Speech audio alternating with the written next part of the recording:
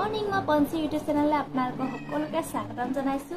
যদি ভিডিঅ'বোৰ চাই ভাল লাগিছে মোৰ লাইক সাবস্ক্ৰাইব কৰি যাব, লগতে বেল আইকন টিপিবলৈ নাপাহৰিব। আজি মই অন্য এটা বিষয় লৈ আহিছো। মই আজি চশমা পিন্ধি থকা দেখিছে, আচলতে ষ্টাইলত পিন্ধি থকা নাই। মই চকুকেইটা ৰঙা হৈ আছে আৰু ধূলি মাকতিবিলাক সোমাই যায়, যিহেতু ফেনখন চলিয়ে আছে, দেখা পাইছে চাগে। ইয়াত মই বেলেগ এটা বিষয়লৈ আজি আপোনালোকক ক'বলৈ ওলাইছো। যদি মোৰ ভিডিঅ'বোৰ চাই ভাল লাগিছে আপোনালোকে বহুত মৰম দিব। আজি বিষয়টো হৈছে আমি হৈছো বোৱাৰী ন, বোৱাৰীসকলে আমি কিয় বিয়া সোমালে যে এখন ঘৰত সদায় বন্দী হৈ থাকিব লাগিব, সেইটো কথা হ'ব পাৰে নেকি? যদি হ'ব পাৰে তেতিয়াহ'লে আমি অকল ভাত বনোৱা, খোৱা বোৱা, ল'ৰা ছোৱালী কৰা, শাহু শহুৰ মৰম চেনেহ কৰা উপৰিও আমাৰ নিজস্বতা বুলিবলৈ এটা যিকোনো কাম থাকে নহয়নে?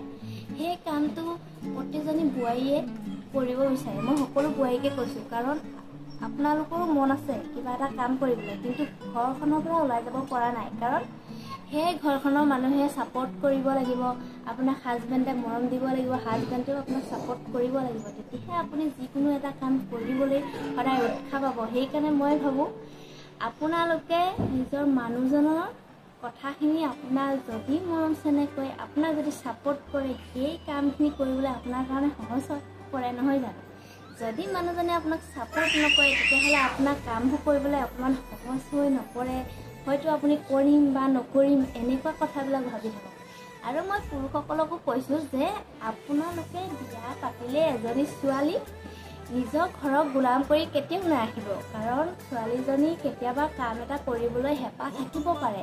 তাই পঢ়া শুনা শিক্ষা দীক্ষা থকা উপৰিও তাই নিজস্বতাৰ মাজতে তাই বিয়া সোমোৱাৰ পাছত সকলো পাহৰি যায়। কিয় জানেনে? এখন ঘৰ চম্ভালাটো বহুত ডাঙৰ কথা। এখন ঘৰ চম্ভালি থাকোঁতে ছোৱালীজনীয়ে পঢ়ি শুনি কিবা এটা কৰিম বুলি কাম কৰোঁতে, তাই পঢ়া শুনা উপৰিও কিবা এটা কাম কৰিম বুলি ভাবোঁতে সেই ঘৰখনত বিয়া যেতিয়া সোমাই যায়, সেই বিয়া হৈ থাকোঁতে সকলোকে কাম চাম কৰা উপৰিও তাই নিজস্বতাখিনিও হেৰুৱাই পেলায়। কাৰণ বিয়া হোৱাৰ পাছত ল'ৰা ছোৱালী হয়, ল'ৰা ছোৱালী হোৱাৰ পাছত ল'ৰা ছোৱালীৰ লগত লাগি থাকোঁতে সময়খিনি পাৰ কৰা যায় নহয় জানো? সেই সময়খিনিত তাই কেনেকৈ নিজৰ কাম কৰিবলগীয়া কামখিনি কৰিব।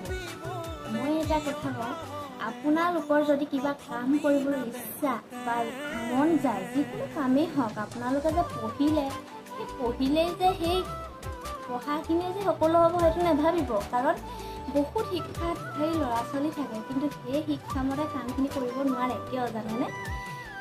পঢ়িলে সকলো জানো হ'ব? কাৰণ নিজৰ কিছুমান টেলেণ্ট লাগে। পঢ়িবলৈ হ'লে এটা ইণ্টাৰভিউ দিব লাগে, ইণ্টাৰভিউটোত আপুনি যদি পাছ কৰে তেতিয়াহে এটা চাকৰি পাব, আৰু যদি ইণ্টাৰভিউটোত আপুনি পাছ নকৰে সেইটো চাকৰি জানো আপোনাৰ বাবে সম্ভৱ হ'ব? কেতিয়াও নহয়। তেতিয়া আপুনি ভাগৰি পৰিব যে মই ইমানখিনি পঢ়িলোঁ, চাকৰি এটা নাপালোঁ, কি কাৰণে নাপালোঁ, মই বেলেগ কাম নকৰোঁ। আচলতে সেই বুলি ভাবি থকাটো আপোনালোকৰ কাৰণে এটা ভুল ধাৰণা হ'ব।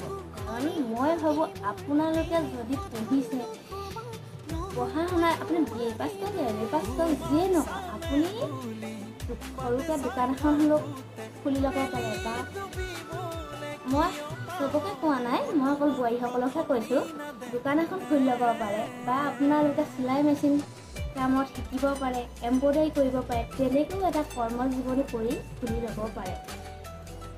সেই কামখিনিয়ে আমাৰ বাবে বহুত উপকৃত হ'ব বুলি মই ভাবোঁ। কাৰণ আমি সদায় এজনী ছোৱালী হৈ জন্ম হওঁ, ছোৱালী হৈ জন্ম হোৱাৰ পাছত আমাক এখন ঘৰলৈ মা দেউতাই উলিয়াই দিয়ে।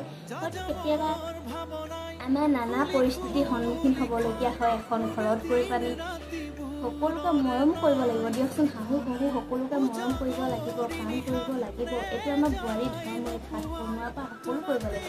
সেইখিনি কৰাৰ উপৰিও আমি সময় উলিয়াই আমাৰ নিজস্বতাখিনি ৰাখিবৰ কাৰণে আমি জানো বিজি হৈ থাকিব নিবিচাৰোঁ? কিবা এটা কাম কৰিবলৈ আমাৰো হেঁপাহ যায়, বা আমি কিবা এটা কৰি যদি কৰ্মজীৱনী কিবা এটা কৰিব পাৰোঁ তেতিয়াহ'লে আমাৰ মনটো কিমান ভাল লাগে। আপোনালোকে মনটো কৰিবচোন।